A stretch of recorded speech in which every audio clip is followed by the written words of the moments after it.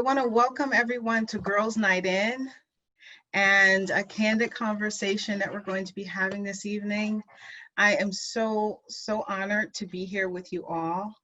And I wanted to kind of save introductions for when I see that most people are on, but I think it's time.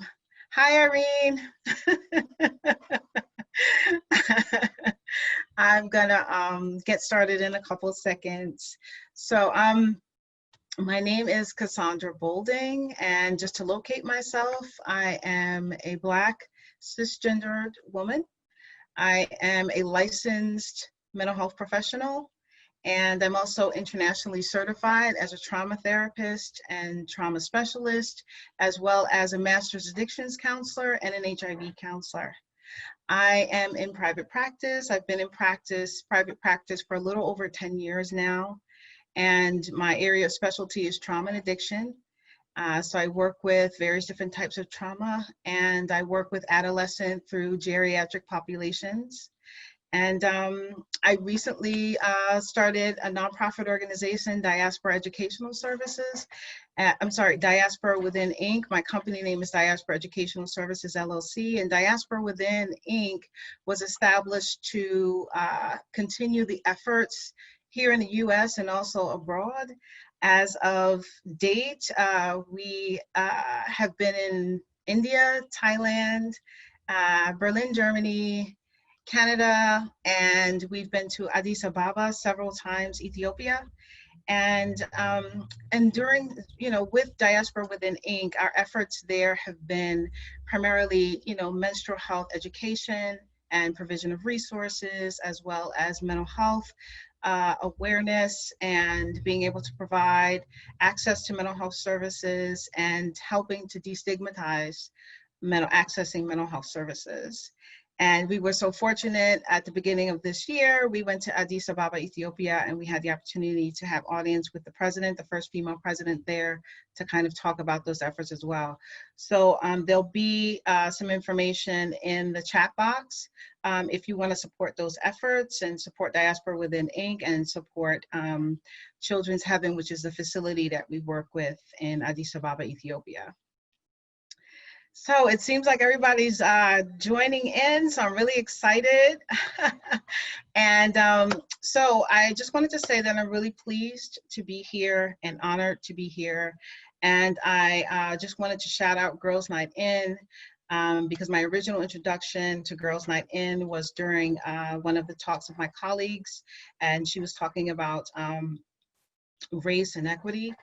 And she asked if I could give some comments and some insight from a clinical perspective.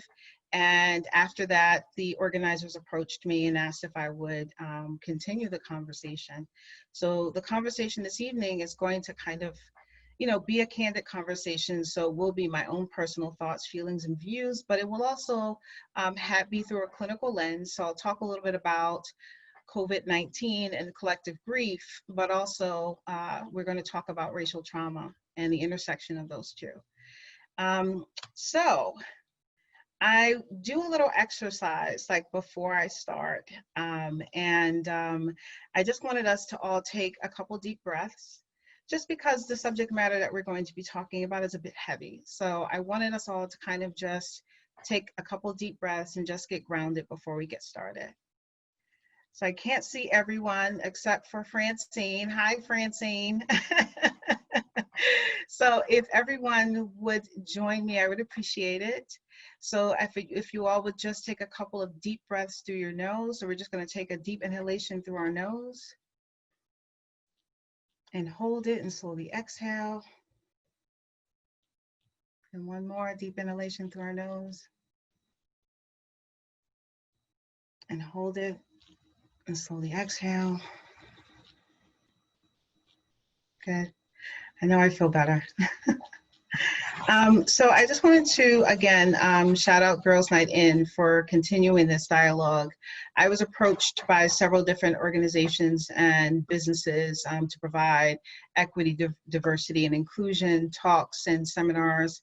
And, you know, one of the reasons why many of them I had to turn down those opportunities is because for most, it was really a checking off the box to say that they had done it, but it wasn't really about affecting change throughout their organization or their company.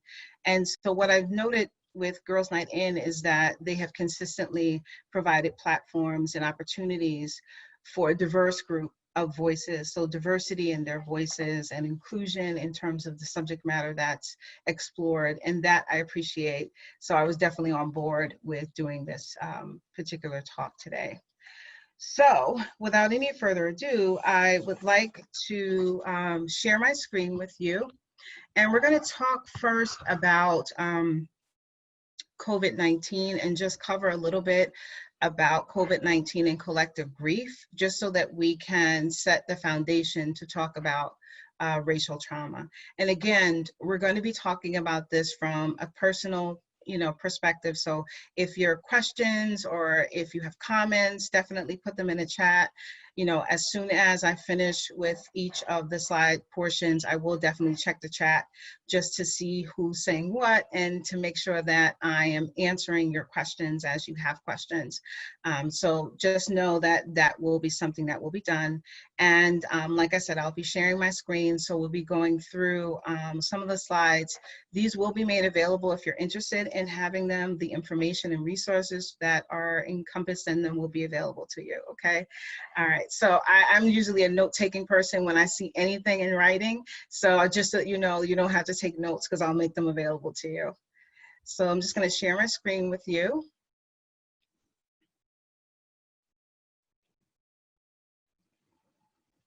Okay. So collective grief, and we're going to talk a little bit about mental health challenges living the time of a pandemic. So I don't have to tell you the time that we're living in and some of the experiences that we've had thus far since March. We actually just returned from Ethiopia in March prior to the quarantine. So just a little bit about some of the data, and this was from a presentation that I had done previously. So as you can see, it was around July 25th. And it was talking about the forecast. And unfortunately, this is pretty grim, and it has a forecast weekly.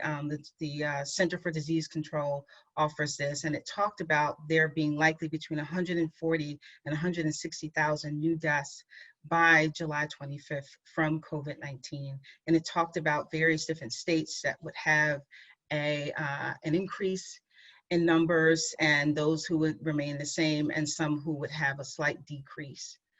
And so now just to kind of talk a little bit about mourning our bygone lives and what is collective grief. So when we talk about collective grief, we're talking about the fact, and in terms of COVID-19, we're talking about grief, in the traditional definition of grief and its stages, but we're talking about having a shared experience. So we're all experiencing this all throughout the world.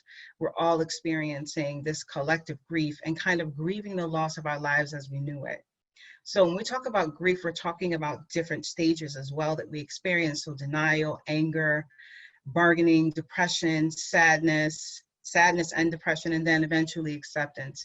And then there's another one that's another stage of grief, which is called finding meaning. And so there are actually traditionally 7 to 8 stages that we talk about, but mostly we talk about these 5. So when we talk about the COVID-19 pandemic, it's an epidemiological crisis, but it's also a psychological one. And so it provokes anxiety, stress, sadness, and also like that collective feeling of sorrow. So we are mourning, I am mourning the loss of my life as I know it. I'm a very social person. I meet with my patients in office. I have a very quaint, very intimate office, and I'm not able to meet with people there because it's not safe. It puts myself and them at risk. And I'm also very social. I like to go out to dinner. I like to go out to brunch. I like to, have time to spend with friends. I'm very affectionate, so I'm not able to hug and shake hands and do all the other things that I'm accustomed to doing. So there's a mourning of the loss of that. And so, for most of us, we're grieving the loss of our lives as we knew them. Some of us are grieving the loss of loved ones. Unfortunately, there are many people who have succumbed to COVID-19 have died.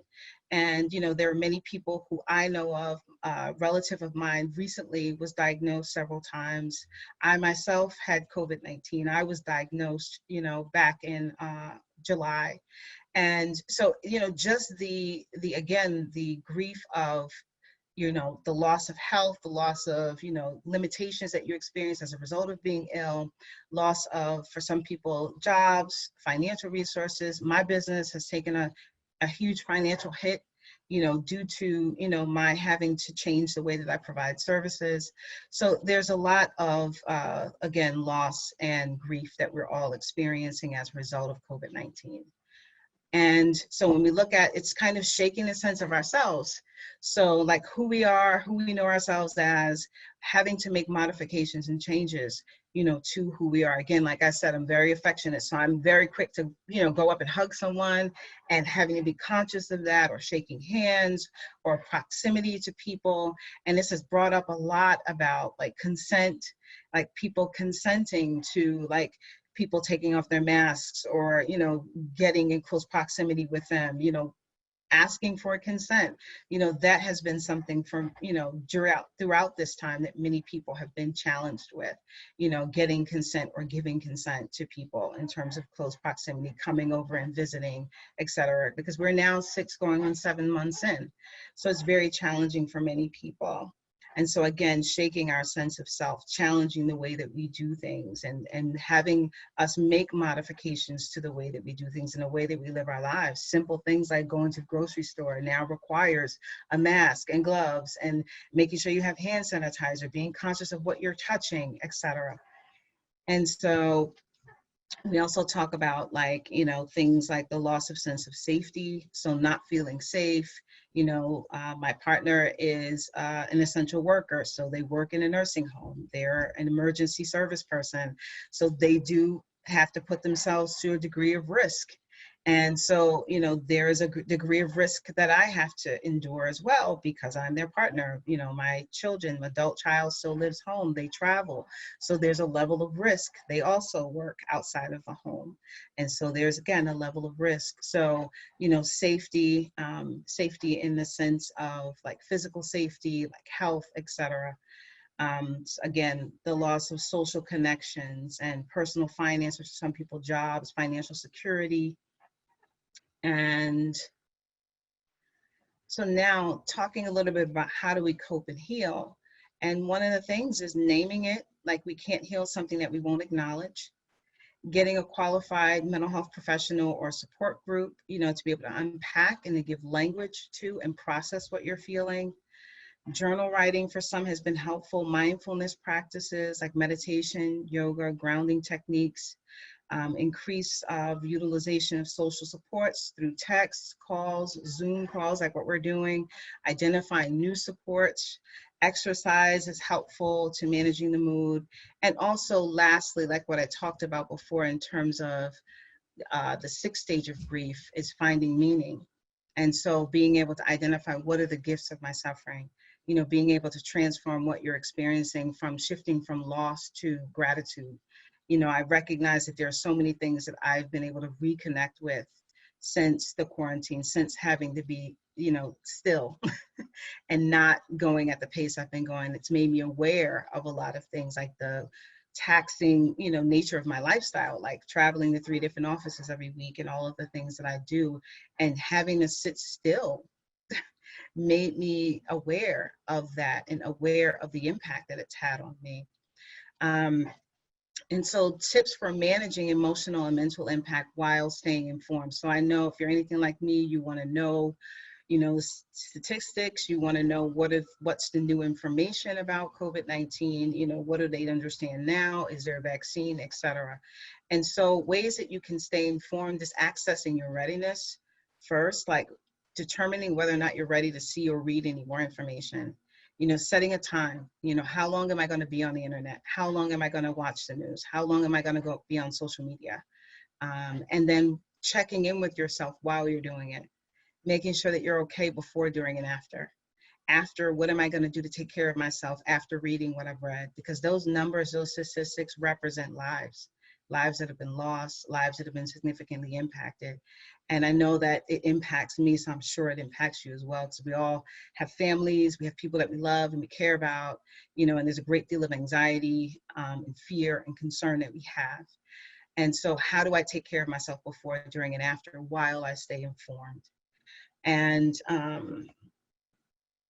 now we'll talk a little bit about collectively grieving as Black people. So racial trauma during the time of COVID-19. So as I spoke about, this is a universal experience of collective grief. And we all are experiencing this. And we all are impacted by COVID-19. However, there are some differences in the degree for which we are impacted. And so we're going to explore that a little bit.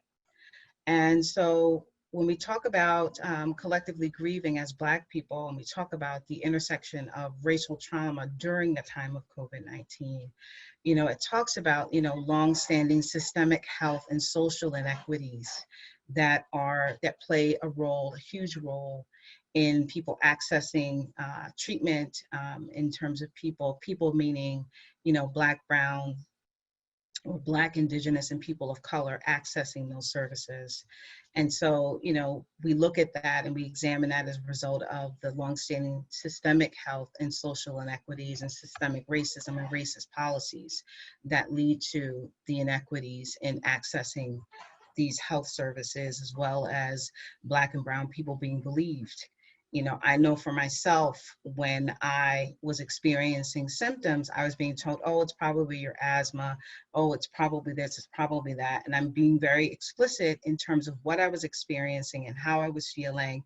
But again, it kept being dismissed until, you know, I was very assertive to ensure that I received the treatment that was necessary, and advocated for myself to make sure that I received the treatment. And so this just gives you just some statistical data in terms of rates of infection, and, you know, that Black or African American non-Hispanic persons 2 to 6 times higher in terms of cases.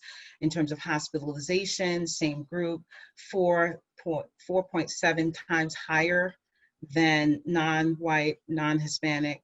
And the death rate, 2.1, which is the highest out of the 4 categories, 2.1 times higher is the death rate of Black, Indigenous, and people of color from COVID-19. So I'm going to come out of this, and I just wanted to I had to speak to COVID-19 and what we're all experiencing, and then, you know, the implications of racial trauma on Black and brown people, you know, as a result of COVID-19, to kind of lay the foundation for what I'm going to talk about next. And while I do this, I'm going to also check the chat to see if there are any questions. Okay, thanks, Shelley. Okay, and so let me just share this. Okay. So to begin, some of the guideposts for our conversation will be RACE. And the acronyms, as I've laid them out, stand for R, radical, and radical stands for, or just defined as, of or going to the root of the origin fundamental. So radical honesty and self-love. A stands for acknowledge our role in the continuation of racist policy and how we can practice being anti-racist, which requires awareness, acceptance, and action. C, clarification, consistency, and compassion. And E stands for evaluate the self, situations, and circumstances, you know, with the intention of establishing equitable and inclusive solutions or resolutions.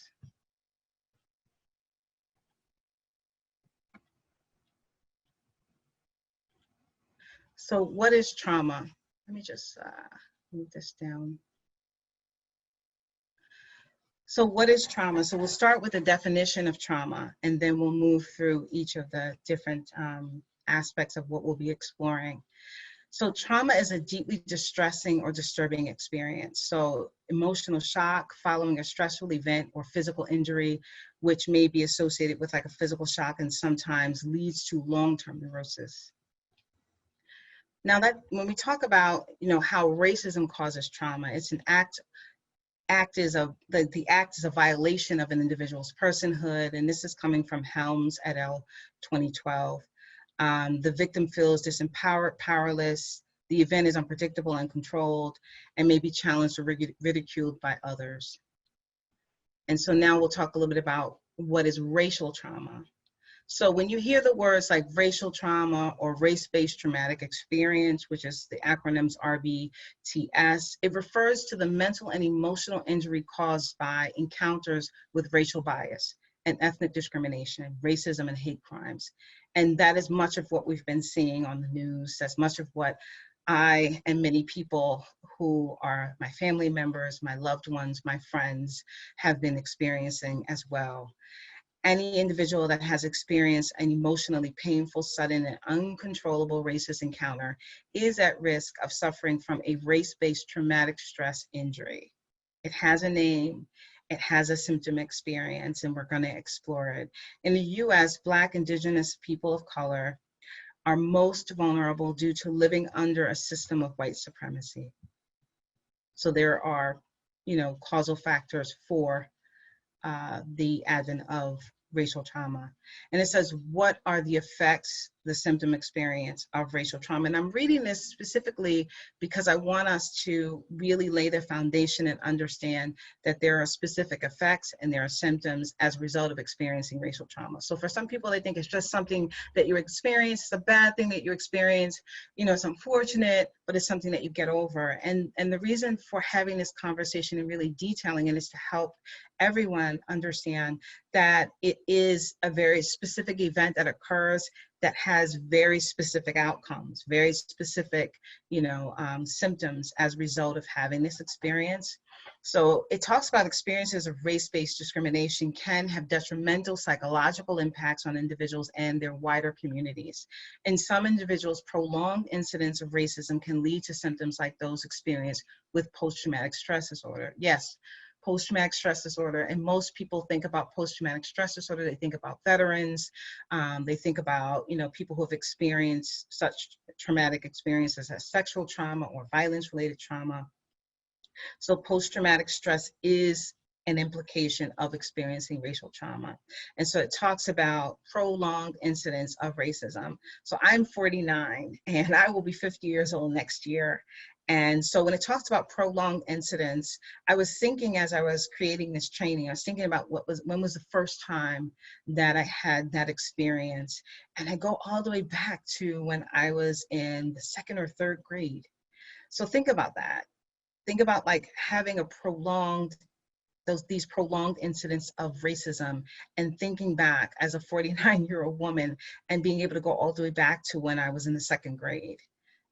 Remembering, the name I was called and remembering how I felt, remembering watching television shows and never seeing a representation of myself, or, looking at, commercials of dolls and other toys and never seeing a representation of myself as a child, going to the store, aisles and aisles of dolls and never seeing a representation of myself.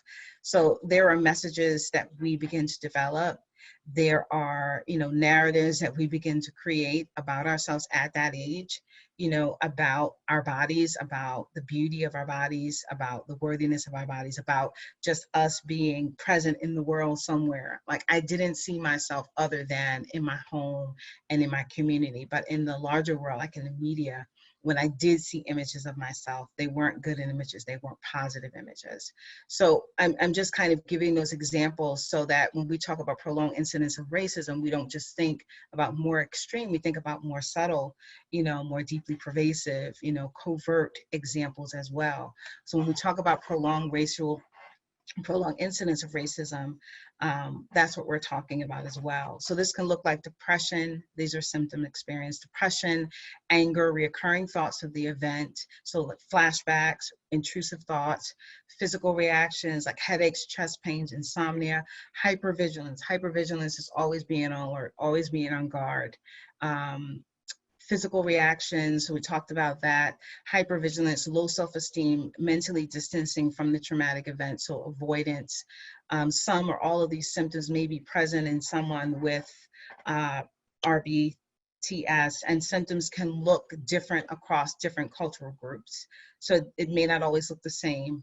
And so it is important to note that unlike PTSD, RBTS is not considered a mental health disorder. So what there has been a push by various different doctors, Dr. Carter being one, to incorporate race-based traumatic stress into our diagnostic tool, the DSM.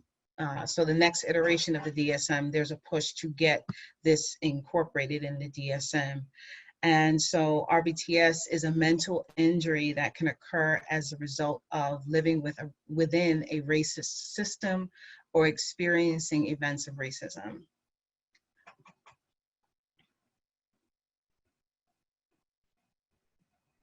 So where does it come from? So it talks about racialized trauma can come directly from other people, or it can be experienced within a wider system, as I was talking about, like in terms of the media and other institutions, like, you know, the medical, the psychological, you know, as well. So the psychological systems, medical systems, et cetera, legal system. And it can come as a result of a direct experience where racism is enacted upon you, or vicariously, such as when you see videos or other people, facing racism and or transmitted intergenerationally. So when we talk about intergenerational, transgenerational, just the understanding that our ancestors, you know, those who endured slavery, that is a part of our genetic makeup. You know, so it is intergenerational, it's transgenerational. There's a lot of research and information about epigenetics, you know, in terms of how the gene expression can actually be changed by these experiences.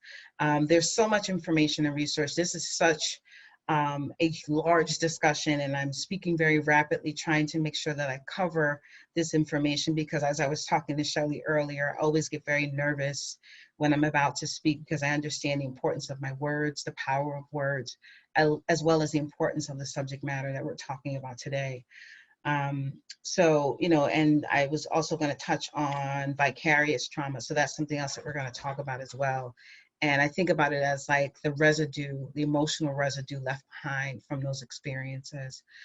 So examples of systemic racism, I'll only read one. I think we all pretty much understand systemic racism, institutional racism, and racist policy are all pretty much the same thing we're talking about. So when it talks about systemic racism, just an example, Black people make up, or Black, Indigenous, and people of color make up 12% of the country's population, but make up around 33%, that's probably slightly more, of the total prison population. So I just want you to think about that. They represent 12% of the country's population, but make up around 33% of the total prison population. So this overrepresentation reflects racist arrests and policing, as well as racist sentencing and practices in the criminal justice system. So again, that's another one of the systems that we talked about that has been impacted by racist policy. So direct traumatic stressors. So direct traumatic stressors include all direct traumatic impacts of living within a society of structural racism, or being on the receiving end of individual racist attacks. So a person experiencing a direct traumatic stressor may be heavily policed, or they may face barriers to home ownership due to inequitable policies. Additionally, a person experiencing a direct traumatic stressor may be a victim of individual physical and verbal attacks, or may face other microaggressions. I wanted to share that I have on many occasions been stopped by the police, more than I care to mention. I've been stopped by the police driving while Black in my community, or in other communities where I'm probably deemed where I shouldn't be. And I've been stopped on many occasions without any provocation and harassed by the police. I had one incident, my daughter's actually on this talk as well. She's listening in. It was myself, her, and my husband. We were driving home from an event, and it was late, and we were coming like in a rural part of New Jersey. And a police officer stopped us, and It's still so painful to even talk about being in the driver's seat. My husband is in the passenger seat, my daughter's in the back. And I was asking the officer why I had been stopped, and he wouldn't tell me why he stopped me initially. And essentially told me to shut up, to be quiet, stop talking. And my husband's on the side of me, and he's like tapping my leg. And, my daughter's in the back listening to this. And so in that moment, the three of us, my daughter is witnessing this. I'm having this direct experience. My husband's having this direct experience because, of course, he wants to protect me. He wants to protect us and make sure that we're okay. And in that moment, I had to be silenced in order to protect our safety, because there was a very real threat that had I spoken up and had I, said what was necessary to protect my rights and to advocate for myself and for my family, being detained unlawfully, it could have cost us our lives or our freedom. So examples of transmitted stressors. So a transmitted stressor, traumatic stressor, refers to the traumatic stressors that are transferred from one generation to the next, as I talked about earlier, intergenerational and transgenerational. So these stressors can come from historically racist sources or maybe personal traumas passed down through families and communities. So my mother, her mother actually, in the South, they picked cotton. And my mother was of the era, she's in her 80s now, where segregation, Jim Crow, and my mother lived through that. So when I, was a child in school reading about, these instances that occurred, that's history, my mother had that experience. And her mother before that, and her mother before that. And so the chattel enslavement of Africans in the US and other countries continues to serve as a source of traumatic stress for Black, Indigenous, and people of color today. In fact, this sustained collective trauma makes Black people highly vulnerable to developing mental health disorders. Historical trauma shared by Indigenous Americans is something else that I wanted to just mention, including boarding schools massacres and forced violent removal from their tribal lands, represents a severe communal loss and source of traumatic stress. And so they continue today to experience symptoms of depression, substance dependence, diabetes, unemployment due to the psychological impact of trauma. And again, vicarious trauma.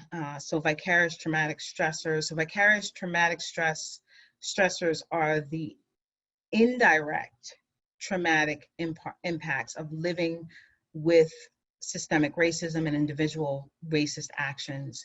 So think about like the viewing videos of the brutal police killings of Black people, the murders of Black people, such as the video associated with the murder of George Floyd, definitely caused traumatic stress reactions in the people who viewed them, especially in Black people.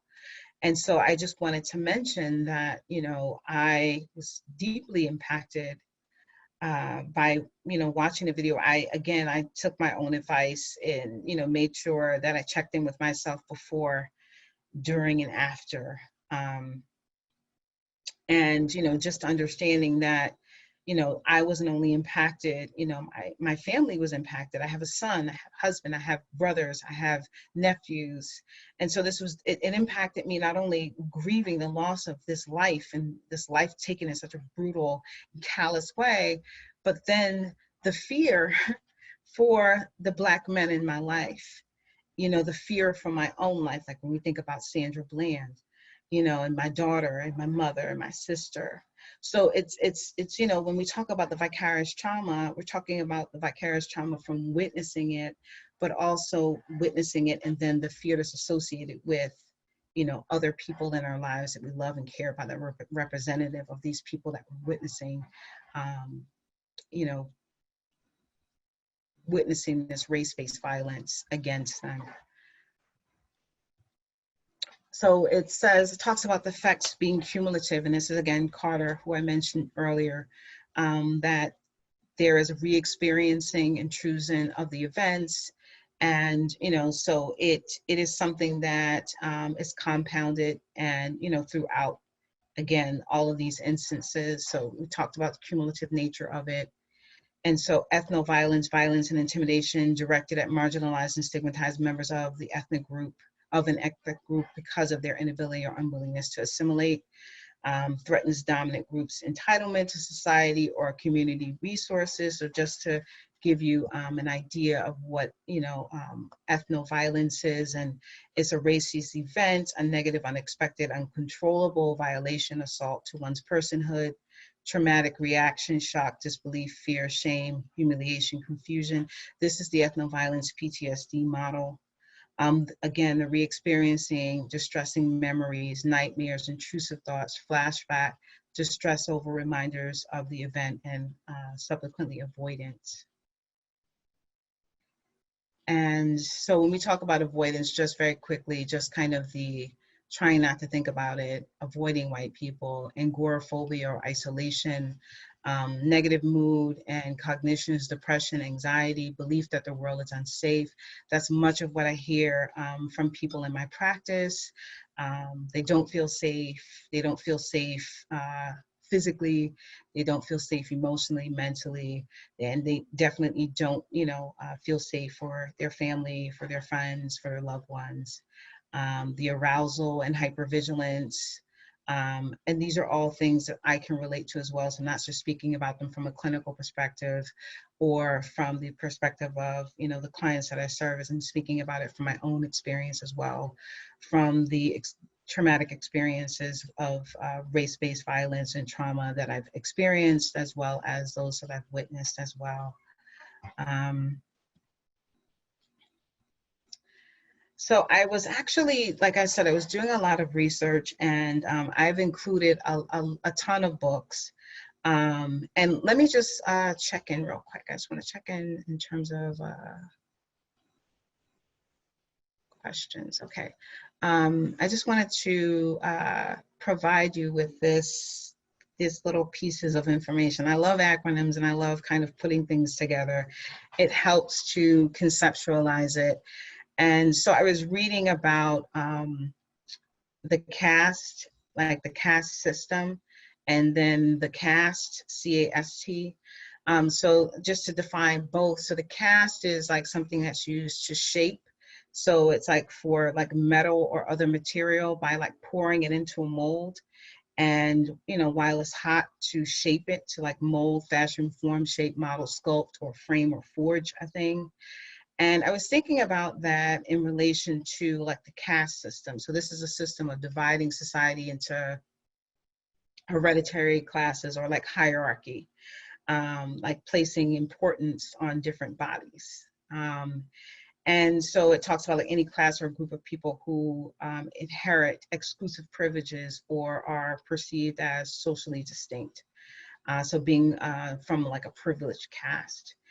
And so I was thinking about these two things in relation to like societal structures. And I was thinking about America, for instance, and how we have all of these different societal eras, these new societal eras that we keep melting down as each era closes to the next, and melting them down and pouring them into the same flawed or imperfect cast. So we keep like recasting the same, racist society. We keep, pouring, new, like we say, well, maybe gold, maybe platinum, maybe silver. Like we just keep pouring it, melting it down and pouring it into the same cast. And we keep recreating the same racist societal structure. And I was thinking about it in relation to like, how do we move beyond this, and again, like I'm thinking about it, as a, a person in this world society that we live in, this global society that we live in, sentient being. And I'm thinking about it in terms of being the change that I want to see in the world. How do we do that? How do we begin that process? And, I was looking at this idea of breaking the caste, like dismantling the caste. And, I was thinking about like, we must dismantle the caste to dismantle the caste system that informs the racist policies which lead to the race-based violence, marginalization, etc. We cannot pour a new societal structure into the same flawed cast. It will reproduce the same flaw in the mold. And I think that this has been, you know, again, like America's challenge, that it has been attempting to change policies and legislature without addressing the flaw inherent in its foundation. And Ava DuVernay said it so perfectly, where she said, the system isn't flawed, it is working as it was designed to. And that's the thing that we have to realize, that that's the thing that has to be dismantled, is the cast, the mold. So how do I resist? I resist by educating myself on all perspectives, even ones that differ from my own. Sonia Renee Taylor, if you have not either heard the podcast with her and Brene Brown, you must listen to it. Her name is Sonia Renee Taylor, and she wrote a book called My Body Is Not an Apology. Dope, like so dope, so awesome. Check her out. But she said in her book, she talks about the 3 pieces, P-E-A-C-E. And the first one is make peace with difference. Make peace with not understanding. There's so much that I do not understand, like how someone can be murdered in front of our eyes, how someone has been murdered in her home lying in her bed, how someone was murdered jogging, how someone, the police was called on someone for bird watching and standing up for themselves. So again, making peace with not understanding has been a challenge for me, to say the least. Making peace with my own body so that I can make peace with other people's bodies. Because there's been so much hatred. Ta-Nehisi Coates, in his book Between the World and I, I'm you know, quoting these books and these authors, but I've included a lot of it in the suggested books. But you know, Sonia Renee Taylor, Ta-Nehisi Coates, Ibram Kendi, they all talk about the Black body and the idea of our bodies. And our grandmother's hands, he also talks about our bodies and how there's a distinction that's made between different bodies. So making peace with my body, because there is racism that we can internalize. You know, when we're having this experience and we're hearing these things over and over again about ourselves and seeing these images over and over again about ourselves, some of that stuff sticks, unfortunately. And so there's some peace that I have to make with my own body so I can make peace with other people's bodies. So resistance for me is continuing to protest and recognizing, like with Brittany Cooper, she talks about in her book, Eloquent Rage, like the rage, the anger that we feel as Black, brown, indigenous people of color is justified. And how do we direct that anger? How do we process that anger? You know, and so when we talk about, you know, the protest, it's about understanding that this is our unique experience. Like, this is something that as Black people, we've experienced being enslaved in this country. We've experienced the discrimination, the marginalization, you know, the racist policies, all of the systems that have been permeated with racism. And this has been our experience. And I think the challenge for me as a Black person who protests is the idea of non-Black people having a say in how this should look and how we should feel and express our anger. And that's something that really lands wrong. And I think that it goes back to making peace with not understanding. There may be some things that you may not understand, you know, making peace with difference, that there is a difference fundamentally in terms of our experience.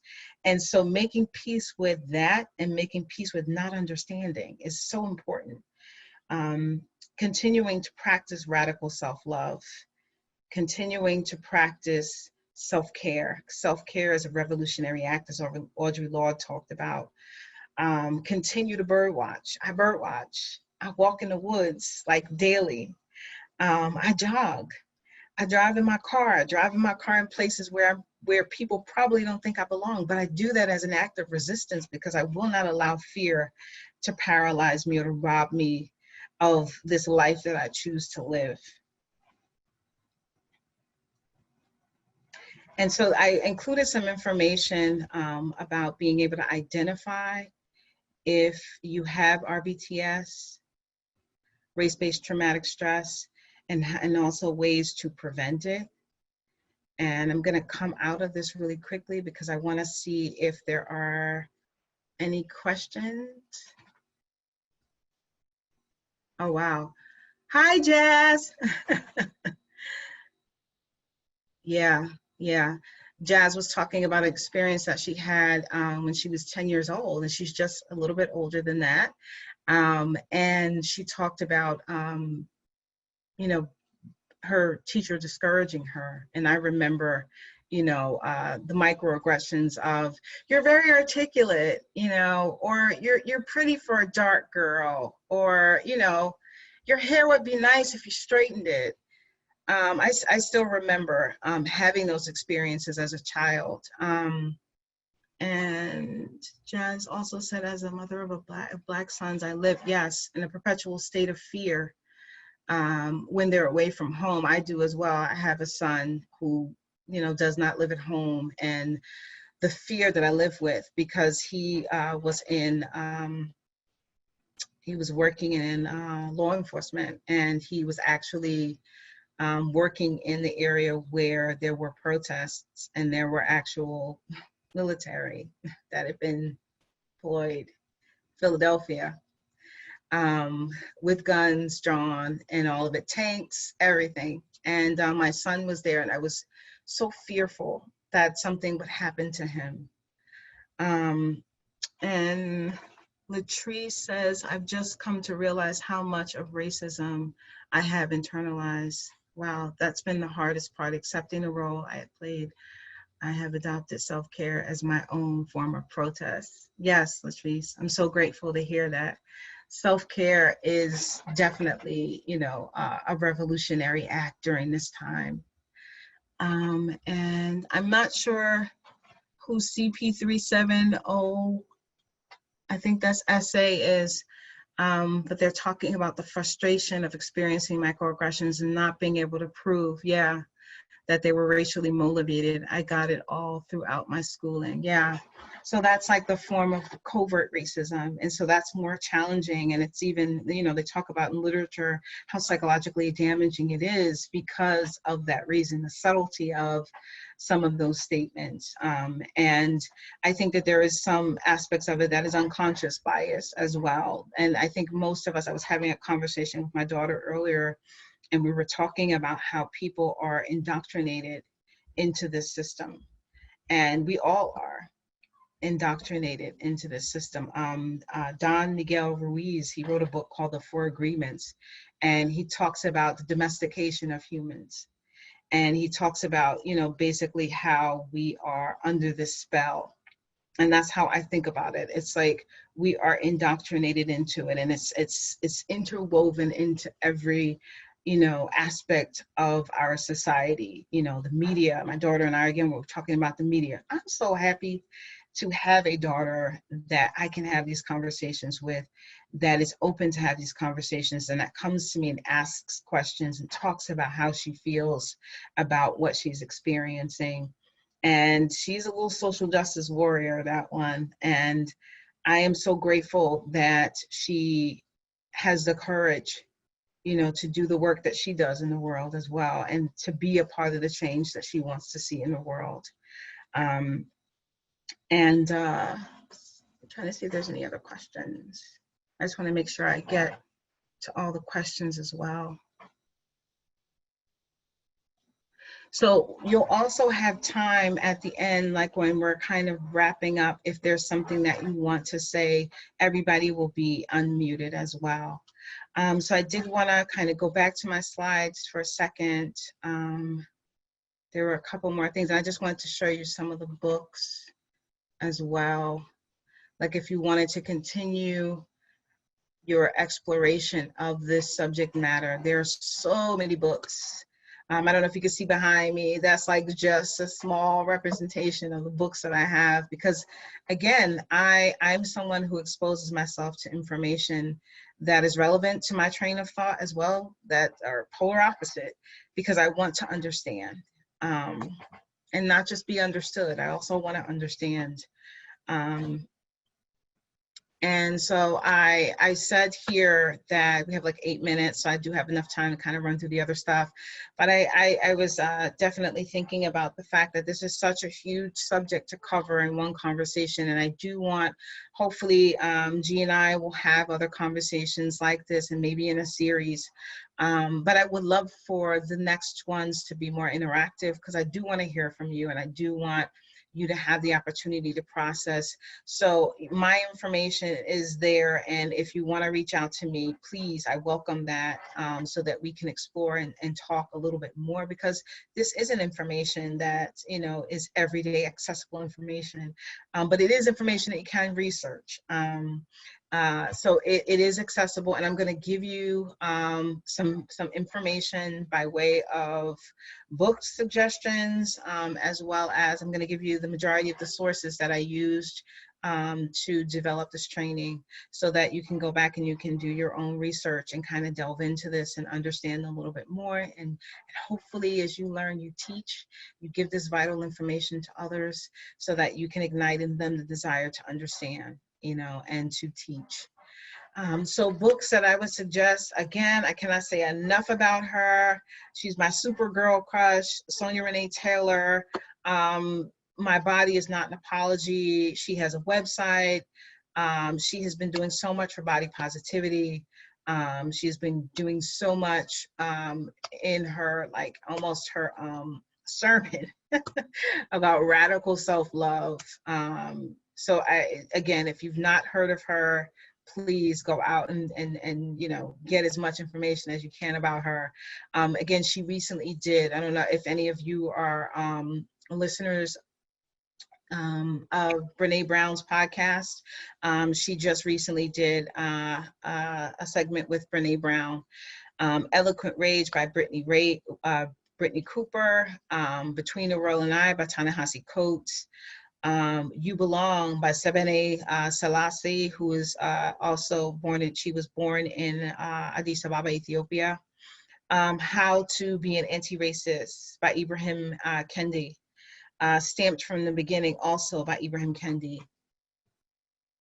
My Grandmother's Hands by Resmaa Menakem. Excellent book, excellent book. The Body Keeps Score by Bessel van der Kolk.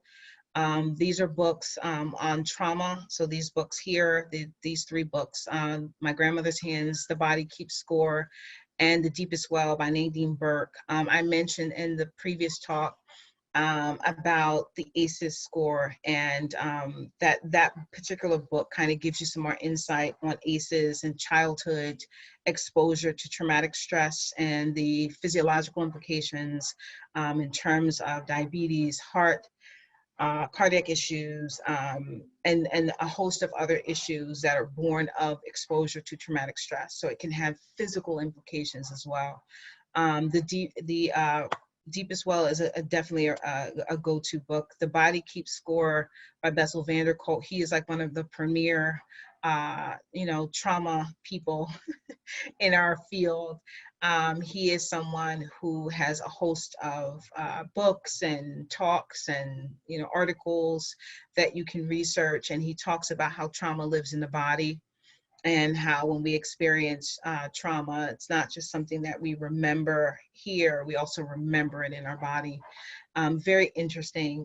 He also has done a lot of different podcasts and has a lot of different talks on YouTube as well, if you wanted to check him out.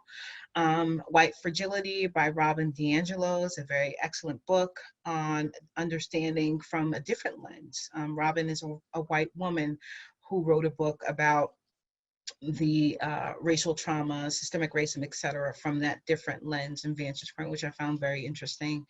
Post-Traumatic Slave Syndrome by Joy DeGraw, and she talks about, again, like pretty much the foundational stuff that I talked about as far as what is trauma, what is racial trauma, and the implications of it. And Cast, The Origins of Our Discontent by Isabel Wilkerson. This book, I cannot say enough about it. It's a book that really lays the foundation. It helps give you a deeper understanding. Most times we think the caste system, we think about India. And as I said, I had the opportunity to travel to India So it is very real. And it was just a very different experience as a Black woman coming from the US and traveling to India and being a darker hued Black woman and having this beautiful face and this beautiful skin and this beautiful hair and going there and having this really, it was almost like cognitive dissonance, because I could see where it existed and, you know, how the women there were impacted so significantly by it. But they could see my beauty, but they couldn't acknowledge or see their own. And it was just really interesting. Again, you have my information. If you ever want to chat about it, I'm definitely all for it. I know I'm running short on time. And then again, like I said, these are the resources that I used to, again, prepare for this presentation. And I tried not to make it like too clinical and, you know, like use a lot of jargon. But this is like literally who I am. I'm like a research nerd. I love to read. I do research in my spare time and listen to podcasts and TED Talks. And that's what I do. I used to watch this show that came on, I think it was HBO, like In Treatment. I was watching a show about a therapist as a therapist, you know, but it's just what I do. But I'm just so grateful to have had the opportunity to be here with you all. I'm so grateful for you holding space with me as I processed and shared, you know, my own challenges and experiences, and holding space for each other as, you know, other folks are sharing and processing their own personal experiences with racial trauma. And I hope that this is a continued discussion. I hope that we are able to continue this conversation. I hope in your own homes and with your friend groups and your book clubs and whatever other groups that you're a part of, that you're having these conversations. I hope that, you know, as individuals who now I'm sure understand the implications, you know, that you, if you do need to have that additional resource, that there is, you know, mental health resources, that there are mental health resources that are available. And many of the insurance companies are now paying for virtual therapy, which in the past they did not, but now they are paying for virtual therapy. So it is something that you can access. There are many therapists like myself who do sliding scales or sometimes pro bono work if necessary. There are so many free resources like support groups and other resources that are available. So again, my information is there. I will do my best. My daughter is helping me with my social media presence because I'm a doer, and it's like I forget so often, like you need to tell people what you're doing. So my daughter's been helping me with that. So I will do my best to make sure that I put out there the stuff that I'm doing and other resources that are available. And like I said, I will definitely make sure that I send the presentation material to Shelley, and to make sure that, that's accessible to you as well, so that you can have those resources. And I hope that everyone was able to walk away with something. And what I want to do before we end is that I do want to take another couple deep breaths, because this was like heavy subject matter that we talked about. And for some people, I can see that it was very impactful. And I never want to open someone up and then not close them up, including myself. So if you would all be so kind, I would like to invite you to take a couple of deep breaths before we end. So whatever you're sitting in, I want you to feel it supporting your weight underneath you, so that you can just relax and let go for a moment and allow it to support you. And if you feel safe to do so, you can close your eyes. And I want you to take a deep inhalation through your nose and let your stomach fill up with air, and feel it expanding. Feel the air going through your nose and hold it. And I want you to slowly exhale and feel your stomach contract. Feel the air going through your nostrils. And I want you to take another deep inhalation in and hold it. And slowly exhale. And one more time, we'll just take a deep inhalation in. And hold it. And slowly exhale. And I want to say thank you so much for you all being present and for us having this conversation together. I want to thank Girls Night In for providing the opportunity and facilitating the opportunity for us to have this conversation. And again, I hope that we can have more conversations and that we all keep talking about it and we all, do our best to be anti-racist, to be a part of the solution, equitable, inclusive solutions, where, equity and inclusion, people talk about it all the time. I think about it like a table, and that inclusion is being offered a seat, and equity is being able to select the table, select where the table goes in the room, select who's invited to sit at the table, like being a part of. And so I hope that we all seek that, for ourselves and for others. And with that, I want to say thank you.